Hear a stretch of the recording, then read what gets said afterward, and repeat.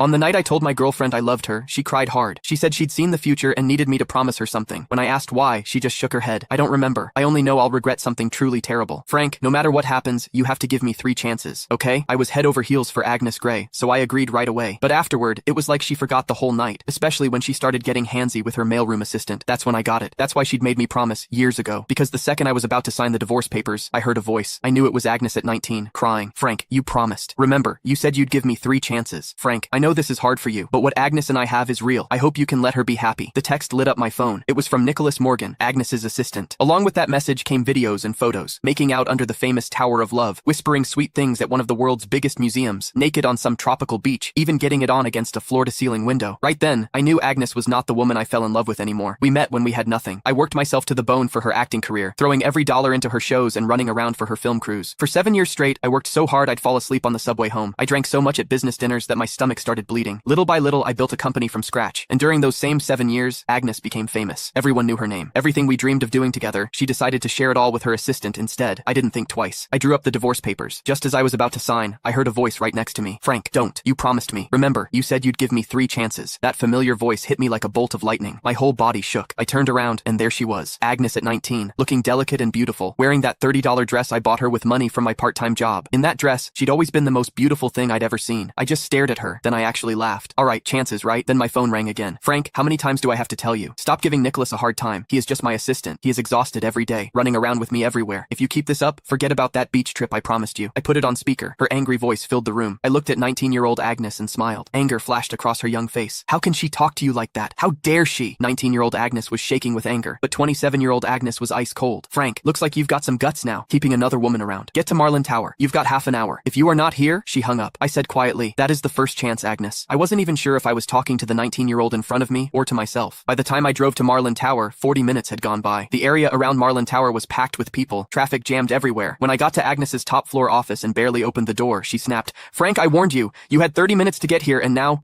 I cut her off, turned around, and flopped onto the couch like I didn't care. Nicholas was there too. He kept his head down, eyes all red, his right hand holding his left wrist. My attitude seemed to set Agnes off. She slammed her hand on the desk. Frank, what is with that attitude? You still won't admit you were wrong? But before I could say anything, Nicholas jumped in. It is nothing really, just a watch. Don't blame Frank. That just made Agnes angrier, but instead of yelling at him, she held back and softened her voice. How can you say it is nothing? He is so petty. He even tried to steal the birthday gift he gave you. Don't worry, I am not taking his side. Then she turned back to me, her voice sharp as a knife. Frank, I am giving you one last chance. Give Nicholas his watch back. I'd lost count of how many times this had happened. No matter how many times Nicholas set me up, no matter what I said, it never mattered. The woman who used to trust me completely now only doubted me. Couldn't be bothered to argue. I stood up, took off the old watch from my... Click the link in my bio to get the full story for free.